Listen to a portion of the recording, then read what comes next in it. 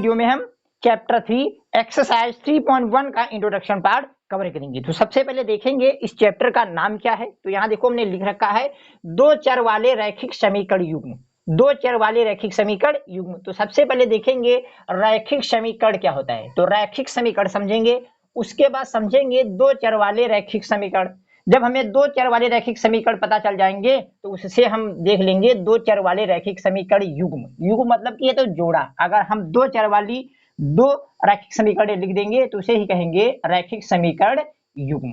ठीक, वो भी दो चर वाली। तो यहाँ देखो सबसे पहले समझते हैं रैखिक समीकरण।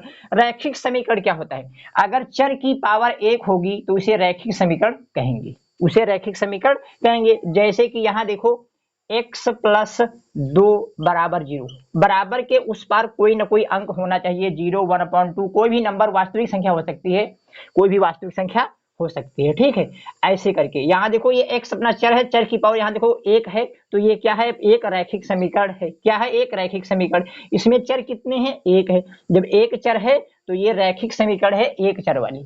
ठीक है, तो आगे और देखो 2x प्लस 3 बराबर 0, ऐसे करके आ सकता है। या फिर और भी हो सकता है 5y माइनस 5/2, ये भी क्या है, एक रैखिक समीकरण है। क्या है, एक रैखिक समीकरण। यहाँ देखो जितने भी हम चर लिए हैं उसमें क्या है, चर की पावर कितनी है, एक है। जब चर की पावर एक है तो ये एक रैखिक समीकरण है।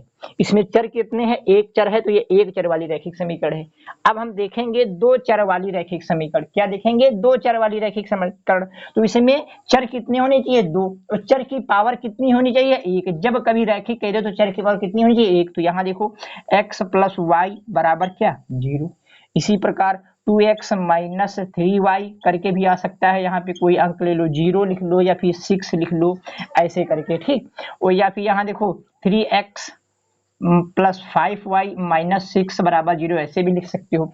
6 या फिर 16 कर दो। ठीक, ये सभी क्या है, दो चर वाली रैखिक समीकरण।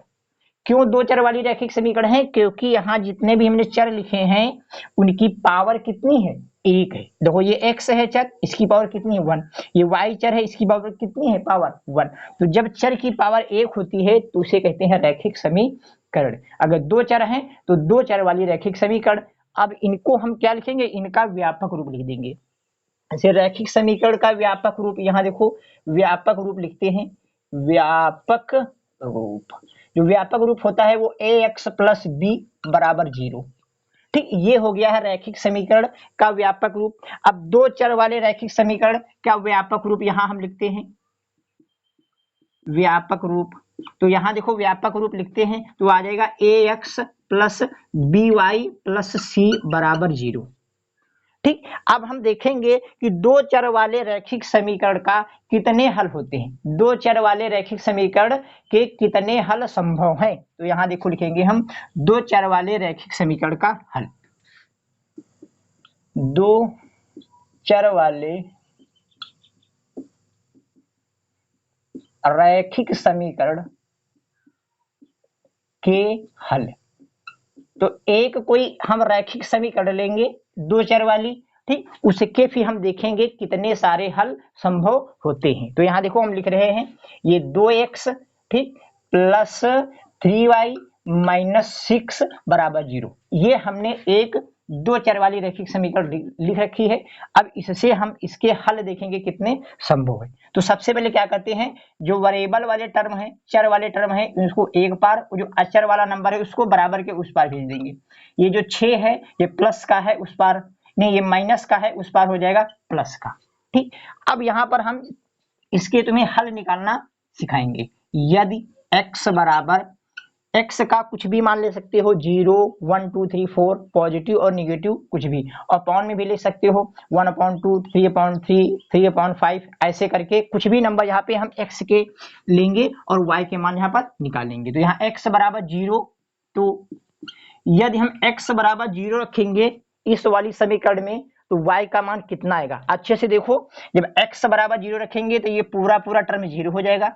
ठीक, और 3y बराबर 6 है तो 3 दूनी 6, तो y बराबर कितना आ जाएगा, 2। जिनको नहीं समझ में आया तो यहाँ रख के देख लो, जो 2 इंटू एक्स की जगह पे ये कितना अपना 0 प्लस ये 3y बराबर ये 6, तो ये पूरा टर्म 0, तो ये 0 प्लस ये 3y बराबर 6, तो 3y बराबर 6, तो y बराबर आ जाएगा 6/3, तो 3 का 3, 3 दूनी 6, तो y बराबर कितना आ गया है 2। कितना आ गया है 2, ऐसे निकालेंगे। अब यदि आप लोग कुछ और मान लेना चाहते हैं तो और कुछ ले लो, जैसे कि x बराबर 1 ले लें। कितना ले लें? x बराबर 1, तो y बराबर कितना आ जाएगा? अच्छे से देखो, यहाँ रख के देखो, यहाँ रख के देखो, x की जगह पे कितना रखना है? 1, तो 2 इंटू 1 प्लस ये 3y बराबर ये 6, तो ये आ जाएगा 2 प्लस ये 3 बराबर 6, तो ये अपना हो गया 3y बराबर ये 6, और ये माइनस का इधर हो जाएगा 2, तो ये हो जाएगा 3y बराबर ये कितना आ जाएगा 4, तो यहाँ से y बराबर हो गया है कितना आ जाएगा 4/3, 4/3, y बराबर कितना आ गया है 4/3। ये ठीक, ऐसे आप लोग निकाल सकते हैं। इसी प्रकार अगर हम x बराबर 2 लेंगे, 3 लेंगे, 4 लेंगे, 5 लेंगे, ऐसे निकालते जाएंगे, पॉजिटिव नंबर भी और निगेटिव नंबर भी। तो इसी प्रकार एक और हम ले लेते हैं, यदि x बराबर हम ले लेते हैं 3, आप लोग चाहें तो 2 भी ले सकते हैं, 3 भी ले सकते हैं, ठीक है। इसी प्रकार हम x बराबर कितना लेते हैं 3, तो यहाँ रख के देखो, तो यहाँ आ जाएगा y बराबर कितना आ जाएगा, ये 3 6 0 आ जाएगा, कितना आ जाएगा 0। यहाँ आप लोग रख के देखो, जहाँ पर x है वहां पे कितना रखना है 3, तो 2 इंटू 3 प्लस ये 3y बराबर 6, ठीक है ना। अब ये कितना हो जाएगा 6 प्लस ये 3y बराबर ये 6, अब ये 3y बराबर ये प्लस का 6 है, उस पर माइनस का 6 हो जाएगा, तो 3y बराबर ये 0, तो y बराबर कितना आ जाएगा 0/3, तो कितना हो गया 0, y का मान कितना हो गया 0। इसी प्रकार अगर हम x के अलग अलग मान लेंगे तो y के अलग अलग मान निकलते जाएंगे। इससे ये पता चलता है कि दो चर वाले रैखिक समीकरण के अनंत हल संभव होते हैं, ठीक। अब यहां देखो, इसी बात को हम ग्राफ से समझते हैं कि एक रैखिक समीकरण के अनंत हल कैसे पॉसिबल है। तो सबसे पहले हम यहाँ ग्राफ बनाएंगे। सबसे पहले क्या कर ले, ग्राफ बाद में बनाएंगे, इन्हीं की ये जो x और y के मान निकले हैं इनकी तालिका बना लेते हैं। क्या बना लेते हैं? तालिका। जैसे ये x लिखा, ये y लिखा, ठीक। तो अब यहाँ अच्छे से देखो, इसके हमने कितने मान निकाले हैं 3, तो 3 निकाल लो। आप लोगों को हम बता दें कि ग्राफ बनाने के लिए कम से कम 2 मान होने चाहिए, ज्यादा से ज्यादा आप चाहे जितने मान निकाल लें, कितने होने चाहिए 2। जब हमने x बराबर 0 रखा है तो y का मान कितना है 2, तो y के बराबर कितने लिख देंगे 2। जब हमने x बराबर 1 लिया है तो y का मान कितना आया है 4/3, ठीक। इसी प्रकार जब हमने x बराबर 3 लिया है तो y का मान कितना आया है 0। ये देखो अपने मान निकल आए हैं। तो आप लोग चाहें तो इसको ऐसे लिख सकते हैं, a बराबर 0,2, b बराबर 1,4/3, और ये c बराबर ये 3,0। ऐसे ही अनंत हल संभव है, ठीक है। हमने केवल 3 लिखे हैं। ग्राफ बनाने के लिए कम से कम 2 बिंदुओं की आवश्यकता होती है, तो यहाँ पर हम 2 बिंदुओं से ही ग्राफ बना देंगे। ये वाले ले लेंगे, ये अपॉन में है, इसको ढूंढना ग्राफ पे थोड़ा, यहाँ पर हम बोर्ड भी बनाएंगे तो ये 4/3 ग्राफ पे अच्छे से नहीं ड्रॉ हो पाएगा, इसीलिए बिना दशमलव वाले नंबर लेंगे। इसमें बिना दशमलव वाले नंबर हैं, तो ए और सी का यूज करके हम एक ग्राफ बनाएंगे, उससे देखेंगे एक रैखिक समीकरण के कितने हल संभव होते हैं। तो यहाँ देखो, इस साइड हम लिखेंगे, अगर आप लोग इसको कॉपी करना चाहते हैं तो कॉपी कर लें। तो आइए अब हम यहाँ पर ग्राफ बनाते हैं। ग्राफ पे आप लोगों को बताया होगा, पहले कार्तीय तल बनाएंगे, ठीक।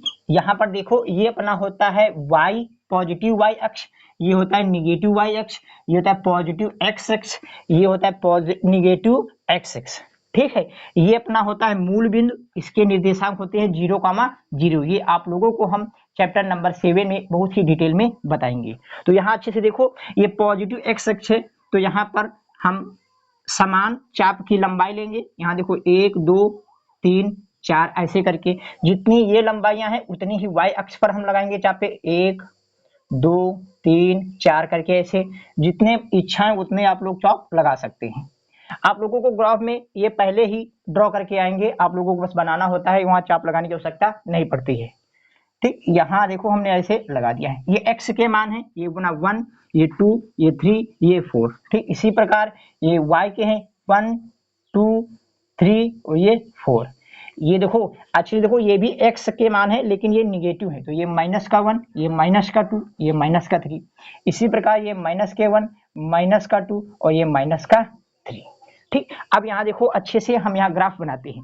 तो सबसे पहला बिंदु यहाँ देखो कितना है 0,2। 0,2 जितने भी ये बिंदु होते हैं वो x, y के रूप में होते हैं। मतलब कि जो पहला बिंदु है वो x का मान है, जो दूसरा बिंदु है ये y का मान है। तो x पे 0 जाना है, y पे 2। यहाँ अच्छे से समझ लो, ये अपना x अक्ष है तो इस पे y तो है नहीं, तो y इसमें क्या होगा 0। तो इसी के लिए इसको लिखेंगे हम 1,0, ये 2,0, ये 3,0, ये 4,0। इसी प्रकार इसको क्या लिखेंगे, यहाँ देखो अच्छे से, ये y के मान है, इसमें x नहीं है, तो इसको क्या लिखेंगे हम 0,1। ठीक, इसी प्रकार इसको 0,2, इसी प्रकार इसको 0,3 और इसी प्रकार इसको 0,4। 0,4 यहाँ भी देखो -1,0, -2,0, -3,0। इसी प्रकार यहाँ भी देखो अच्छे से, ये y के मान है तो x यहाँ पे 0 आएगा, तो आएगा 0,-1, 0,-2 और ये 0,-3। ठीक, अब हम यहाँ पे देखो ये वाला बिंदु ढूंढते हैं, कहाँ पे है 0,2। तो 0,2 ये अपना है, इसको लिख देंगे हम a। ठीक, इसी प्रकार ये पॉइंट वाला यहाँ ढूंढना थोड़ा मुश्किल पड़ेगा, बन जाएगा ग्राफ कॉपी पे बनेगा, इसे बोर्ड पे बनाना थोड़ा डिफिकल्ट बनेगा। ठीक है, तो यहाँ पे देखो सी वाला बिंदु देखते हैं, तो ये कितना 3,0। 3,0 अच्छे से देखो, ये है अपना 3,0, ये अपना सी है। फिर हम क्या करेंगे, ए को सी से मिला देंगे, ए को सी से हम ऐसे मिला दिया हमने, तो ये अपना ग्राफ बन गया। ये जो समीकरण अपनी है, ये जो समीकरण है यही अपनी क्या है 2x + 3y - 6 = 0। ये अपनी समीकरण है। अब अच्छे से देखो, अपना ये एक बिंदु है, ये एक बिंदु है। इसी प्रकार ये जो रेखा है इस पे बहुत सारे अनंत बिंदु ऐसे बने होंगे, तभी तो ये रेखा बनी होगी, तभी तो ये रेखा बनी होगी। इसीलिए एक जो सरल रेखा होती है उस पे अनंत बिंदु होते हैं। जब अनंत बिंदु हैं, वो प्रत्येक जितने भी ये बिंदु हैं इस रैखिक समीकरण के क्या है हल। जैसे ये है 3,0 तो इस रैखिक समीकरण का हल है। इसी प्रकार ये है 0,2 इस रैखिक समीकरण का युग्म है, हल है। ठीक, इसी प्रकार इस पे अनंत बिंदु है, जितने भी बिंदु आएंगे इस रेखा पर, जितने भी बिंदु आएंगे वो सभी बिंदु इस समीकरण के क्या है हल, क्या है हल। इसीलिए दो चर वाले समीकरण के अनंत हल संभव होते हैं। ठीक, इससे भी यही वही आ रहा है, इससे भी वही चीज आ रहा है। अब यहाँ देखो, अब हमारा टॉपिक क्या था, हमने जो क्वेश्चन में क्या लिखा है, दो चर वाले रैखिक समीकरण युग्म। क्या बनाना है, युग्म मतलब कि दो लिख देना। जैसे कि ये एक हमने समीकरण लिखा है, इसी प्रकार इसके नीचे एक और लिख दे तो क्या हो जाएगा, दो समीकरण हो जाएंगी। जब दो हो जाएंगी तो उन्हें ही कहेंगे दो चर वाली रैखिक समीकरण युग्म। जैसे यहाँ देखो हम लिखते हैं, जैसे कि हमने एक लिखा था 2x + 3y - 6 = 0। ये है, ये तो एक समीकरण लिखी है, इसके नीचे और एक लिख दें 3x + 5y - 15 = 0। तो यहाँ देखो दो समीकरण बन गई, तो ये लाइन 1 है, ये लाइन 2 है, मतलब कि रेखा 1 रेखा 2 है। ठीक, रैखिक समीकरण, रेखा वेखा कुछ नहीं लिखे, कहेंगे क्या कहेंगे, रैखिक समीकरण।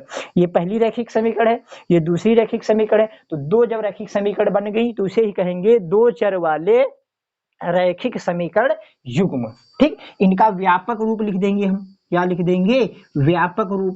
तो व्यापक रूप हमने आप लोगों को अभी नहीं बताया, तो अच्छे से देखो, दो है तो पहली रेखा है तो इसमें 1 1 लिखेंगे, जो दूसरी समीकरण है उसमें 2 2 करके लिखेंगे। जैसे कि a1x + b1y + c1 = 0। इसी प्रकार a2x + b2y + c2 = 0। ठीक है ना, अच्छे से देख लो। अब यहाँ पे क्या होता है, ये आप लोग पहले इसको कॉपी करें, फिर हम इसको और थोड़ा डिटेल में बताते हैं। अब यहाँ देखो, अभी हमने आप लोगों को दो चर वाले रैखिक समीकरण युग्म का व्यापक रूप लिखाया था, वही हमने यहाँ पे लिखा है। ठीक, अब अच्छे से देखो, यहाँ पर होता क्या है, जब कोई भी एक रैखिक समीकरण लिखी होती है, जैसे यहाँ पे हम लिखते हैं ax + by + c = 0। ये अपने एक रैखिक समीकरण लिखा है, इसमें कभी भी ये जो a है, ये b है, ये एक साथ कभी भी 0 नहीं हो सकते हैं। हमने अभी आप लोगों को ये नहीं बताया था, इसीलिए यहाँ पर हम बता रहे हैं। यहाँ पे पहले डिटेल में लिख देते हैं, यहाँ डिटेल में लिखते हैं, जैसे कि x, y क्या है, दोनों चर हैं। ये क्या है, दोनों चर हैं, पहली बात। ठीक, और ये a, b, c ये अचर हैं, जिन्हें कहते हैं वास्तविक संख्याएं। क्या कहते हैं, वास्तविक संख्याएं। ठीक। और ये ए और बी एक साथ कभी भी जीरो नहीं हो सकते हैं, ये भी यहाँ पे लिख देते हैं ए और बी दोनों एक साथ शून्य नहीं हो सकते हैं, ठीक। इस चीज को ऐसे लिखते हैं, जब ए और बी दोनों एक साथ शून्य नहीं होते हैं तो इसका मतलब क्या है कि A square plus B square zero के बराबर नहीं होता है। ऐसा आप लोगों को एग्जाम में पूछ सकते हैं, अगर थ्योरी से पूछेंगे कुछ।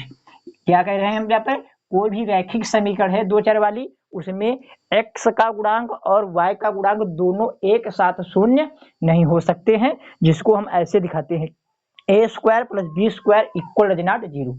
जैसे यहाँ देखो दो समीकरण हैं, तो इसमें x का गुणांक क्या है a1, तो a1 का स्क्वायर प्लस b1 का स्क्वायर जीरो के बराबर नहीं होगा। इसी प्रकार यहाँ पर a2 का स्क्वायर प्लस b2 का स्क्वायर जीरो के बराबर नहीं होगा, ठीक। तो अब यहाँ देखो, अब हम एक रैखिक समीकरण युग्म लेंगे, उससे ग्राफ ड्रॉ करेंगे, फिर हम देखेंगे उस ग्राफ में कौन कौन सी स्थिति संभव है। तो यहाँ देखो, जैसे कि हम ग्राफ बनाएंगे तो ग्राफ कैसा बन सकता है, या तो ग्राफ ऐसा बनेगा, ये पहली लाइन है L1, ये दूसरी लाइन है L2, या तो ग्राफ ऐसा बन सकता है, ठीक।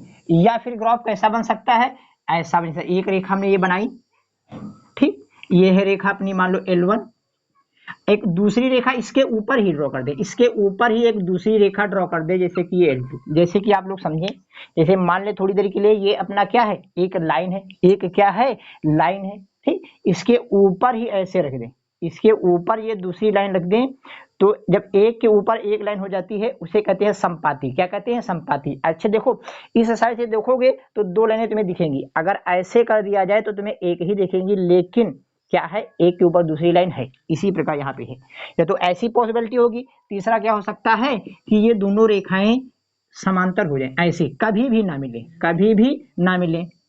मान लो ये L1 लाइन है, तो ये अपनी L2 है।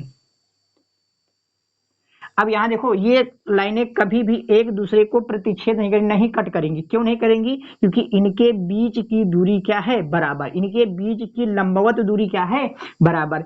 जब दो लाइन की उनके बीच की लंबवत दूरी बराबर होगी तो वो कभी भी एक दूसरे को प्रतिच्छेद नहीं करेंगी। तो ऐसी ही तीन स्थितियां संभव है, इससे ज्यादा ग्राफ में कुछ नहीं आ सकता।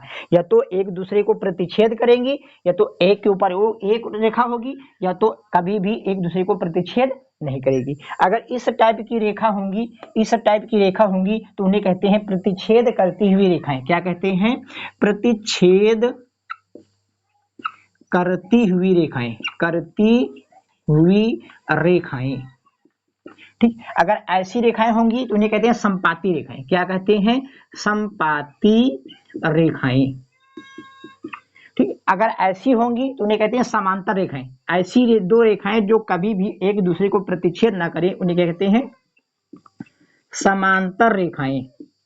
समांतर रेखाएं। जब हम ग्राफ ड्रॉ करेंगे तो आप लोग देखना, या तो ऐसा ग्राफ बनेगा, या तो ऐसा, या फिर ऐसा। चौथी कोई भी स्थिति संभव नहीं हो सकती है, या तो कहीं ना कहीं मिलेंगी, या तो एक के ऊपर एक होगी संपाती, मतलब कि ये अनंत जगह पे ऐसे मिला है तो इसके अंदर बहुत ही उभयनिष्ठ कॉमन बिंदु है। इसमें कोई भी कॉमन बिंदु नहीं है, इसमें एक कॉमन बिंदु है, एक जगह मिल रही है, इसमें एक कॉमन बिंदु है, ठीक। इसको और भी डिटेल में हम एक्सरसाइज 3.2 में पढ़ेंगे, ठीक है। आप लोग इसको कॉपी करें, फिर हम अगले वीडियो में एक्सरसाइज 3.1 के सभी एग्जाम्पल को भी सॉल्व करेंगे, और उसके बाद एक्सरसाइज 3.1 के क्वेश्चन को भी सॉल्व कराएंगे, ठीक है। अगर आप लोगों को ये वीडियो अच्छी लगी है तो प्लीज हमारे चैनल को सब्सक्राइब कीजिए, और इस वीडियो को अधिक से अधिक लोगों तक शेयर भी कीजिए। Thank you for watching.